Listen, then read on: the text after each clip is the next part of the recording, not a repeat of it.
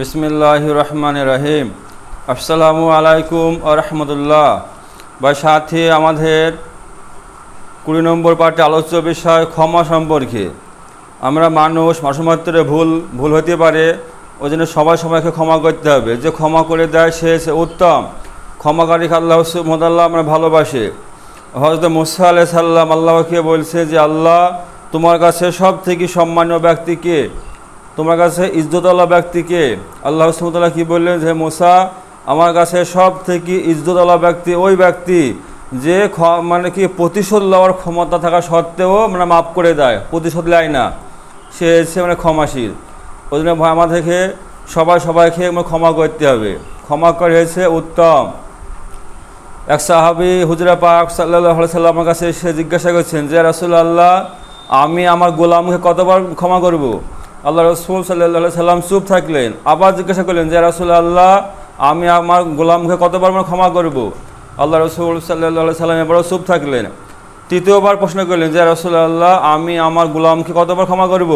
আল্লাহ রাসূল সাল্লাল্লাহু আলাইহি সাল্লাম বললেন দৈনিক 70 বার। সুবহানাল্লাহ। চিন্তা করেন যে দৈনিক 70 বার কি কেউ ভুল করবে না, কিন্তু কি বলছে যে দৈনিক 70 বার ক্ষমা করতে হবে। তার ধরেন ক্ষমা করতে হবে। ক্ষমা করা হচ্ছে মহৎ গুণ, সবসময় ক্ষমা করতে হবে। আর একজন সাহাবা আল্লাহ রাসূল সাল্লাল্লাহু আলাইহি সাল্লাম কাছে এসে বলছে যে রাসূলুল্লাহ, আমার গোলাম আছে, তারা কি করে খেয়ানত করে, অন্যায় করে, তো আমি তাদেরকে শাস্তি দিই, আমি তাদের প্রতি শাস্তি দিই, আমি তাদেরকে কি মারি, তো কিয়ামতের মাঠে আমার কি কোনো পাকড়াও হওয়ার সম্ভাবনা আছে? আল্লাহ রাসূল সাল্লাল্লাহু আলাইহি সাল্লাম কি বললেন যে হ্যাঁ, ওই তোমার গোলামদের খেয়ানত এবং জুলুম সমস্ত যে ওরা খারাপ কাজ করে, এ সমস্ত কিছু এক পাল্লা দেওয়া হবে, আর তোমার যে শাস্তি উহাকে আর এক পাল্লা দেওয়া হবে। যদি বরাবর হয় তাহলে কোনো ব্যাপারই নাই, সব ঠিক আছে। আর যদি দেখা যায় কি যে তোমার জুলুম বেশি হয়েছে অন্যায় থেকে, তাহলে কি হবে, তোমার কাছ থেকে প্রতিশোধ লওয়া হইবে। এই কথা শুনে ওই সাহাবা কাঁদতে কাঁদতে চলে গেলেন। ওই জন্য ভাই, ক্ষমা করে দেওয়ার মতো কোনো গুণ নাই খুব। ওই জন্য ক্ষমা করতে হবে। মানুষের সঙ্গে ঝামেলা মনামেলা হইতেই পারে, একসঙ্গে থাকবে, যেমন বাসন করুন, একসঙ্গে থাকলে খুঁটোমুটো আওয়াজ হয় কি না, একসঙ্গে বাসন থাকলে আওয়াজ হয়। তো অনুরূপভাবে মানুষ আমরা একসঙ্গে থাকবো, সমাজে চলাফেরা করব, আমাদের মধ্যে কোনো মালিন্য হতেই পারে, কিন্তু আমাদেরকে ক্ষমা করতে হবে, সালাম পেশ করতে হবে। সালামের দ্বারা কী হবে, সে ক্ষমা পেয়ে যাবে। আল্লাহ রাসূল সাল্লাল্লাহু আলাইহি সাল্লাম বলছেন যে কোনো মুসলমান আপন মুসলমান ভাইয়ের সহিত 3 দিনের বেশি সম্পর্ক ছিন্ন করে রাখে, সালাম কালাম করে না, কথাবার্তা বলে না, রাগ হয়েছে, তো 3 দিন কি পার হয়ে গিয়েছে, তো এমত অবস্থা যদি মারা যায় তো বলা হয়েছে ওই ব্যক্তি জাহান্নামে যাবে। তাহলে কত বড় ব্যাপার ভাবেন যে আমার সমস্ত নামাজ রোজা, আমার দিনদারি, আমার পরেশগারি সব কি হয়ে যাবে, বেকার হয়ে যাবে যদি আমি ক্ষমা করতে না পারি, যদি আমি মাফ করতে না পারি, যদি আমি রাগ কি অন্তরে রেখে দিই। ওই জন্য ভাই, মুমিনের অন্তর হবে স্বচ্ছ হইতে হবে, স্বচ্ছ অন্তর হইতে হবে। সবাইকে ক্ষমা করতে হবে। যে ক্ষমা করে দেয় সে হচ্ছে উত্তম। আর ক্ষমা না করলে কি আমার কোনো লাভ হবে না। যে ক্ষমা করে দিবে তারই কী হবে, লাভ হবে, আর যে ক্ষমা করবে না তার লাভ হবে না। আল্লাহ রাসূল সাল্লাল্লাহু আলাইহি সাল্লামের জামানায় একজন সাহাবা ইন্তেকাল হচ্ছে, তো তাকে কালেমা তালকিন করা হচ্ছে, কিন্তু তার জবান দিয়ে কালেমা বাইর হচ্ছে না, জবান আটকে যাচ্ছে, কালেমা বাইর হচ্ছে না। আল্লাহ রাসূল সাল্লাল্লাহু আলাইহি সাল্লামের কাছে সংবাদ দেওয়া হলো। আল্লাহ রাসূল সাল্লাল্লাহু আলাইহি সাল্লাম এসে বললেন যে কালেমা পড়ো, তো সে পড়তে পারছে না। তাহলে শুধু দেখলেন যে কোথায় সমস্যা, তো তিনি তার মায়ের কাছে গেলেন। তার মা অন্য ঘরে ছিল, তার মার কাছে গিয়ে বলছে যে আপনার ছেলেকে আপনি ক্ষমা করে দিন। তো এই ক্ষমা করে দিন, এই কথা শোনার পরে মা একদম রেগে গিয়েছে। দিয়ে মা বলছে কি যে না, আমি কখনো ক্ষমা করবো না, ও আমার প্রতি জুলুম করেছে, অত্যাচার করেছে, আমার হক সে আদায় করেনি। হ্যাঁ, ওর বিবিকে কি মাথায় রেখেছে, আমাকে কি নিচে রেখেছে, আমার কখনো হক সে আদায় করেনি, জুলুম করেছে, অতএব আমি ওকে ক্ষমা করব না। চিন্তা করেন যে একজন সাহাবা, আল্লাহ রাসূলের সাহাবা, সে ইন্তেকাল হচ্ছে, মারা যাচ্ছে, কালেমা পড়তে বলা হচ্ছে, তার মুখ দিয়ে কালেমা বাহির হচ্ছে না। কারণ কি, তার মার প্রতি জুলুম করেছে, মা ক্ষমা করেনি। ওই জন্যে আল্লাহ রাসূল বললেন যে আপনি আপনার ছেলেকে ক্ষমা করে দিন, না হলে কি জাহান্নামে চলে যাবে। ওই মহিলা কি বলছে যে যা, কিন্তু আমি কখনো ক্ষমা করবো না। এই কথা শোনার পরে জনাবে মুহাম্মদ মুস্তাফা সাল্লাল্লাহু আলাইহি সাল্লাম সাহাবাদেরকে হুকুম দিলেন যে সাহাবা বিন্দু তোমরা জঙ্গলে যাও, জঙ্গলে গিয়ে তোমরা মানে কাঠ মানে খড়ি মানে কুড়িয়ে নিয়ে এসো।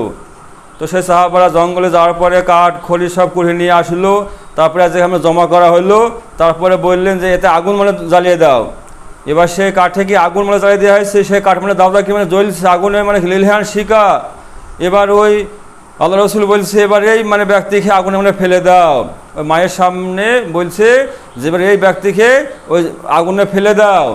তো এই কথা যখন বলেছে আর সাহাবারা সে মানে মানে দৌড়ে গিয়ে সে মানে নিয়ে আসছে আগুনে ফেলবে, এমতো অবস্থায় ওর মা দৌড়তে দৌড়তে আসতে বলছে যে না না, আমার ছেলেকে আগুনে ফেলতে দেবো না, আমার ছেলেকে আগুনে ফেলতে দেবো না।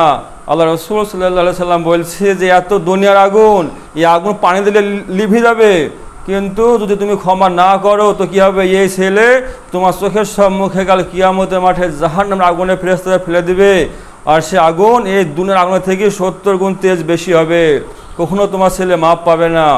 অতএব এই দুনিয়ার আগুনে আমি মানে পুড়িয়ে দিই, তার পাপ মানে ক্ষয় হয়ে যাবে। ওই মহিলা কি বললেন যে মা তো মাই হয়, তাই কি না, মা মাই হয়। মা কি বললেন যে না, আমার ছেলেকে আগুনে ফেলতে দিব না, আমি আমার ছেলেকে ক্ষমা করে দিলাম।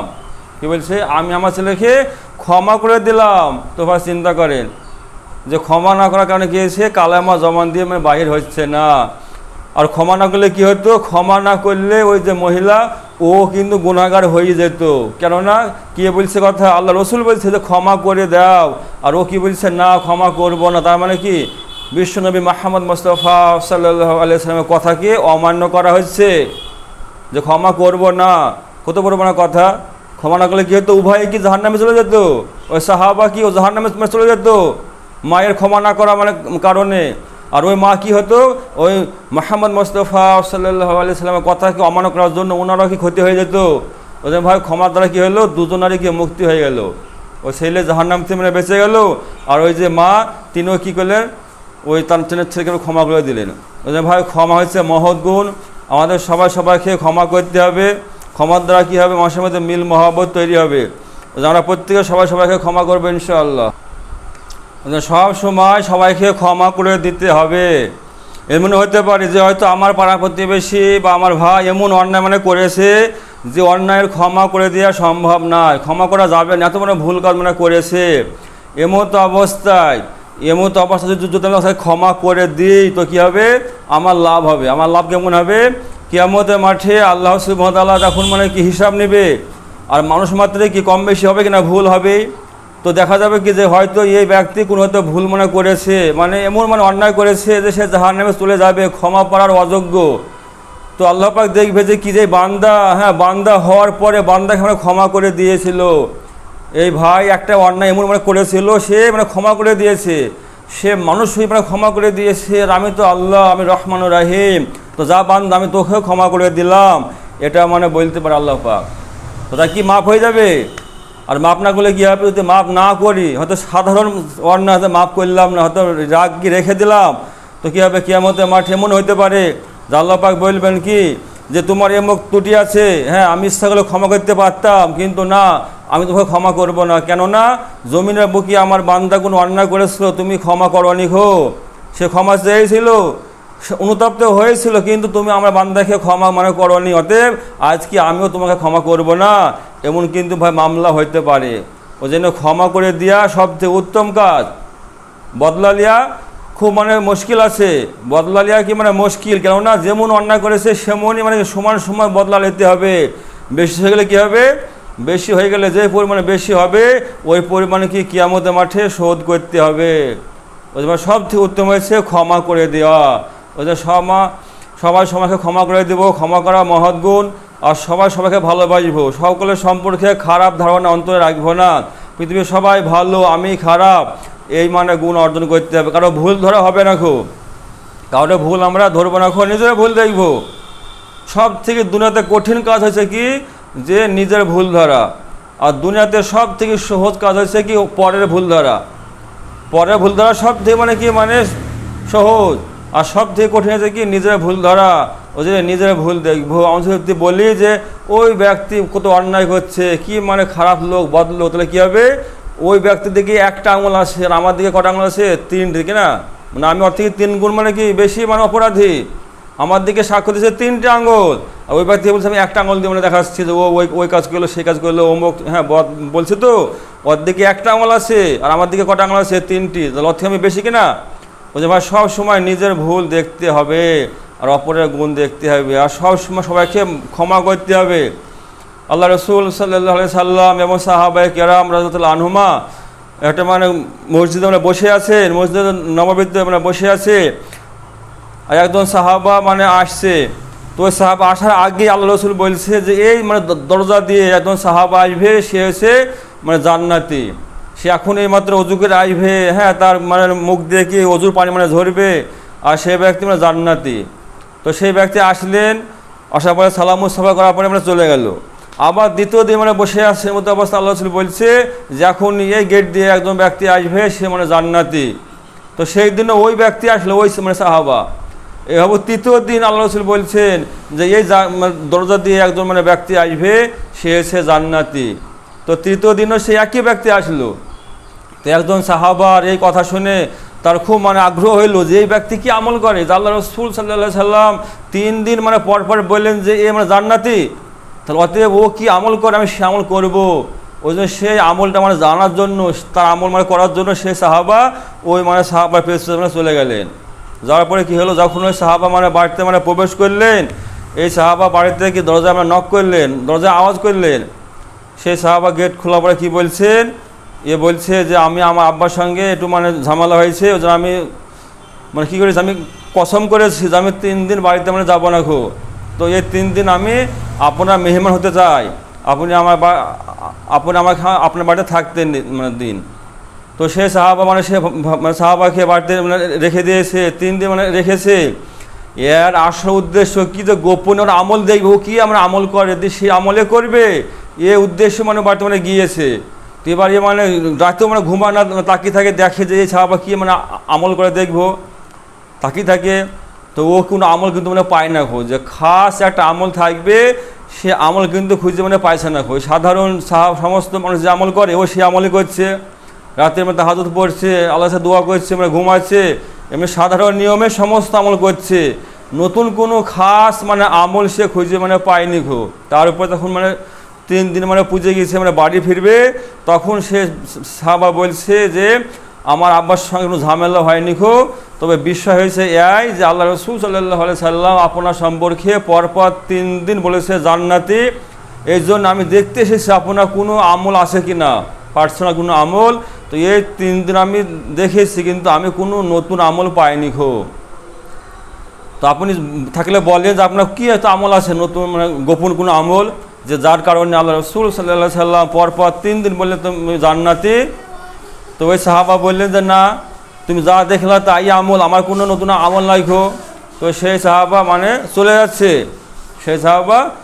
যাচ্ছে, তো তখন এই সাহাবা ডাকছে যে ভাই শোনো, আমার কোনো আমল নাই, কিন্তু একটা আমল এমন আছে যে আমি যখন রাত্রিরে বিছানায় যাই, আমি সবাইকে মানে মাফ করে দিই।